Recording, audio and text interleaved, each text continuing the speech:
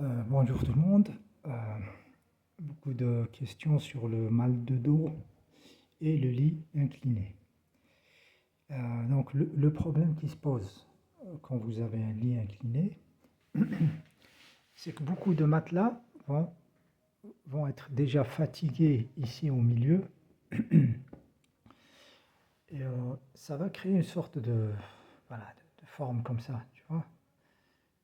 Euh, Ça va fléchir sous le poids, hein, c'est la zone du corps où ça va le plus fatiguer le matelas.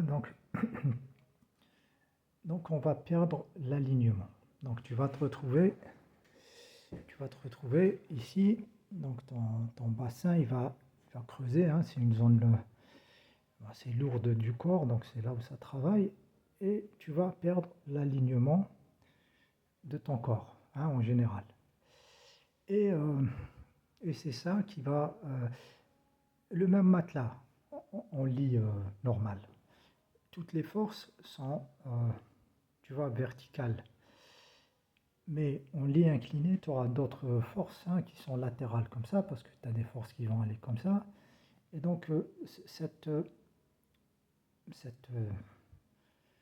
ce creuset-là, que tu as, cette déformation, hein, tu vas ressentir plus et tu vas avoir mal de dos si ton matelas il est fatigué, tu vois, qui va creuser au milieu. Et donc, c'est ça, le mal de dos vient de ça. Donc, il va falloir soigner son matelas, hein, des matelas durs, mais vraiment durs, hein, je dirais le maximum, ça permet de garder l'alignement du corps.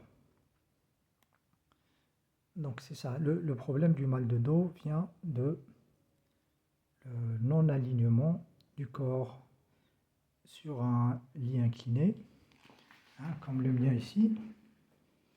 Je vais te montrer autre chose. Et c'est ça, avec les forces latérales qui va vous faire sentir. Le même matelas ne fera pas le même effet quand il est à l'horizontale, hein, parce qu'il n'y a pas ces forces latérales. Donc, premier point, vous allez vérifier votre matelas. Ah, c'est simple, si vous mettez la main, que c'est mou au milieu, c'est dur sur les côtés là, et ben, tu auras des forces qui vont aller comme ça, et tu n'es pas aligné, tes vertèbres ne sont pas alignées, rien n'est aligné, ça va créer du mal de dos, hein. Donc c'est lit incliné, il faut que ça soit le plus parfait possible.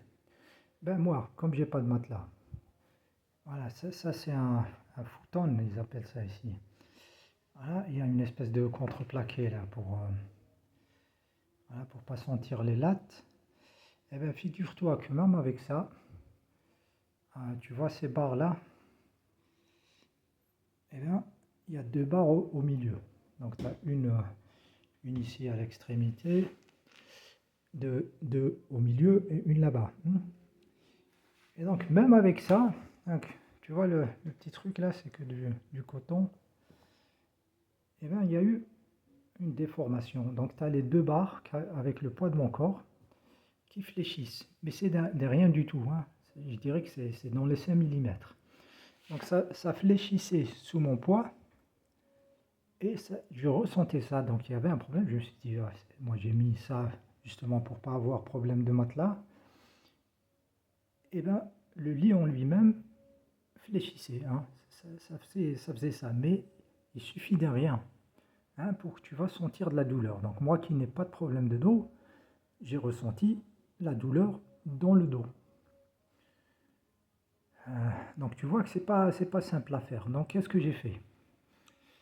Qu'est-ce que j'ai fait? Les deux barres qui sont au milieu là. Tu as ici le pied extérieur. Ben, ce que j'ai fait, même les deux barres, j'ai mis des pieds sur les deux barres, hein. Tu vois, du milieu. Donc là, tu as première barre et deux barres de milieu. Donc tout ça, c'est des pieds que j'ai récupérés.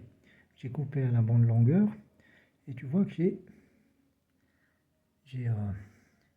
mis des pieds aux barres du milieu pour que ça ne fléchisse pas. Là, c'est le côté haut, hein, tu vois les trois là, et le quatrième ici. Donc, ils vont supporter les deux barres du milieu. Comme ça, j'évite que ça, tu vois, que ça ça fléchisse là, que ça fasse. T'as compris l'histoire. Donc même moi avec ça, j'ai eu le problème à cause du lit. Problème de voilà, d'être parfait, d'avoir un plan parfait. Hein, tu as compris que c'est pas une affaire. Non seulement j'ai rajouté les pieds, mais tu vois que j'ai positionné, là si tu vois bien, je me suis beaucoup éloigné des bords, quitte à perdre en stabilité du lit. Si j'appuie sur les côtés, ça monte de l'autre côté. Et pourquoi j'ai fait ça? Eh bien pour réduire la zone, là, que les barres soient le minimum de longueur, pour que ça ait plus de résistance. Hein. Plus une barre est longue, plus ça peut, machin. Donc j'ai recherché comme ça l'effet d'avoir le plus de stabilité structurelle. Quitte à perdre, c'est-à-dire si je mets le pied là ou si je m'assois, ça va soulever parce que les pieds sont trop avancés vers l'intérieur du lit. Mais c'est ça la solution pour avoir un lit, tu vois, avec une structure solide. Donc même sans le matelas, je me retrouve avec un problème. C'est des lits très cheap là qu'on trouve partout en Espagne, hein, ça circule de partout. Voilà, tu vois, c'est très cheap, ça coûte rien et tout ça. On trouve ça dans les rues, ils n'arrêtent pas de les jeter et tout ça. Et c'est pour ça que j'ai trouvé des pieds, hein, parce que c'est le même modèle. J'ai pu découper comme je veux à la scie à métaux et avoir mon inclinaison. Donc tu vois ici pied haut, ici petit pied. Donc le mal de dos, c'est un problème de, euh, de se creuser qui va se former. Matelas et structure du lit.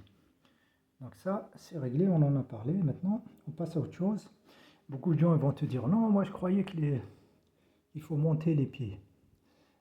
Monter les pieds, quand tu montes les pieds comme ça, en haut, ça peut être un exercice. Tu vois, les gens qui font du sport, tu vas prendre le pied du mec et secouer toute la jambe, hein, c'est pour faire un effet d'exercice. Hein. Tu vois les positions de yoga, les mecs qui se mettent la tête en bas, les jambes en haut, c'est un exercice. Ce n'est pas une position pour dormir 8 heures. Ah, il faut faire bien le distinguo entre dans quelle position je vais dormir et quel exercice je fais. Donc si vous montez les pieds comme ça quelques minutes, que ça vous soulage, c'est ok.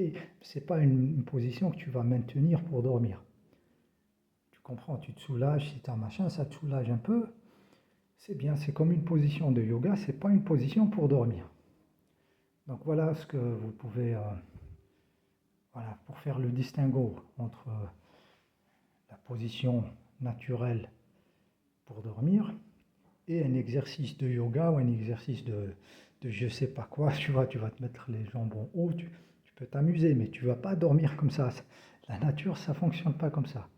Donc c'est ça la différence. Donc position pour dormir 8 heures, ce n'est pas un exercice, c'est une position biologiquement correcte. La position de yoga, c'est pas un truc que tu peux tenir la tête en bas. Tu vois le sang qui va vers la tête, hein, et tes acides gastriques qui vont redescendre, et tes intestins qui ne peuvent pas faire bouger les matières, tes reins avec l'urine qui va refouler vers les reins. C'est pas naturel, tu comprends ça.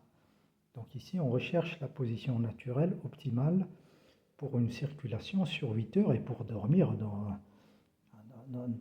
un confort, dans une joie, dans une... voilà, tu vois, tu comprends.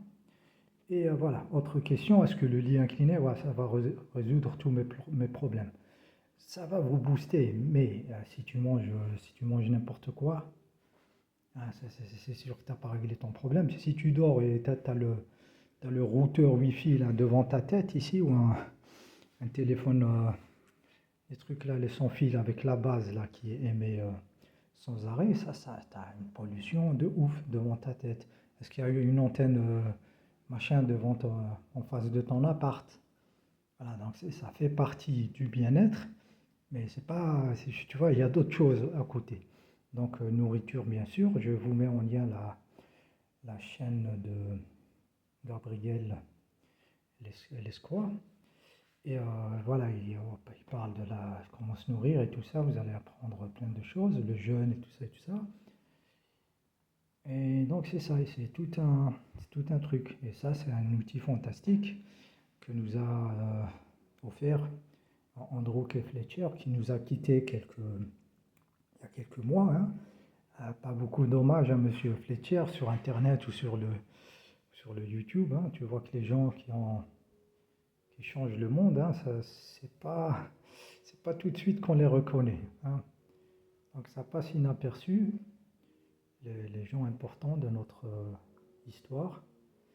Et voilà, Monsieur Fletcher, qui était un ami aussi, parce que j'avais mis une vidéo en anglais qu'il a bien aimé, qu'il a fait. Il a beaucoup ri à ma vidéo, hein, parce que c'était un peu politiquement incorrect, hein, parce que je voyais le mec c'est un gentleman et tout ça, et qui parle doucement. Ouais, je dis, ces humains ils comprennent pas, je vais un peu secouer le truc, donc je me suis défoulé, et il a bien aimé ça, donc c'est depuis on se connaît, et j'ai eu l'honneur qu'il m'appelle my friend, mon ami.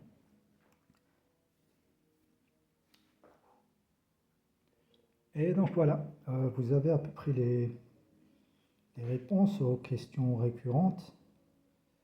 Voilà, c'est pas une chaîne que j'utilise, je suis pas un youtubeur, voilà, c'était juste pour partager ma découverte avec Andrew Fletcher, grâce à Andrew Fletcher bien sûr. Et voilà, et je pense que ça a fait son chemin. Et c'est pour ça que j'ai pas répondu à vos messages, parce que je suis pas youtubeur. Tu vois, je suis passé là, j'ai lu un peu, et je me suis dit, voilà, tant qu'à faire une vidéo comme ça, globale, machin. Donc voilà, lien incliné. Bonne santé à tous, et les liens utiles, ça va être dans les commentaires. Salut!